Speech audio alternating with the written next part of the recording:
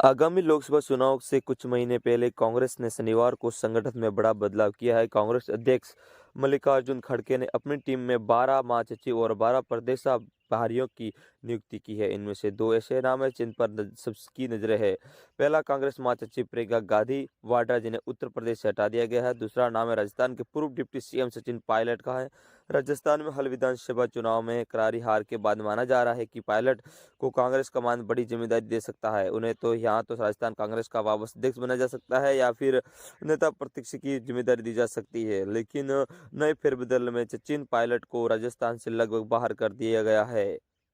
छत्तीसगढ़ का प्रभारी बनाया गया है। पायलट जैसे युवा और लोकप्रिय चेहरे को राजस्थान से बाहर निकालने जाने कई मायने निकाले जा रहे हैं। करारी हार के बाद भारी पड़ गए गहलोत। रसाल समेत 5 राज्यों के विधानसभा चुनाव में कांग्रेस ने 4 राज्यों गंवा दिए हैं।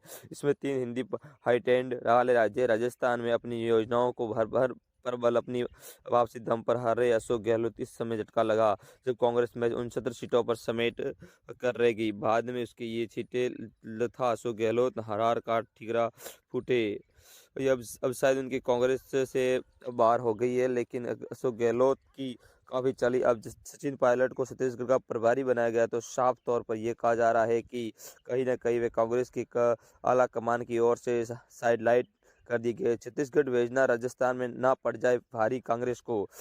डिप्टी सीएम सचिन पायलट के बारे में विधानसभा चुनाव को नतीजों में अटकने लग रही थी कि अब कांग्रेस की ओर से उन्हें पूरी तरह राजस्थान में पार्टी का कमान सौंप दी जाएगी। लोकप्रिय चेहरा होने की वजह से पार्टी को फायदा हो सकता है। अब लोकसभा चुनाव की महज कुछ ही महीनों के बाद होने वाले हैं। ऐसे में सचिन पायलट दोबारा युवा जनता को अपने साथ लाकर कांग्रेस को कुछ वापसी जरूर करवा सकते हैं।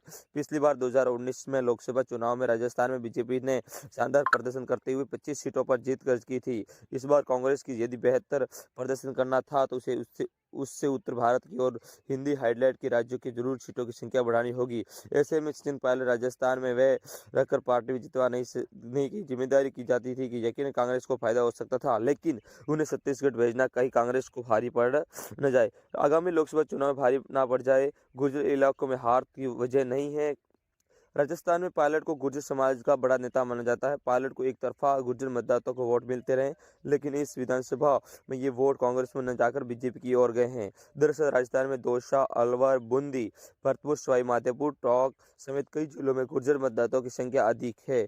पिछले विधानसभा चुनाव में इन गुर्जरों की सीटों में पर कांग्रेस की शानदार सफलता मिली थी और 29 सीटों पर कब्जा जमाया था, लेकिन इस बार पार्टी के 10 सीटें यहाँ कम हो गई, यानी कि 2023 के विधानसभा चुनाव में कांग्रेस को गुर्जर इलाकों में 19 सीटों पर ही जीत मिल सकी। राजनीतिक एक्सपर्ट्स मानते हैं कि सचिन पायलट के रहते हुए गुर्जरों को वोट बैंक कांग्रेस की खिसक कर बीजेपी की ओर चला गया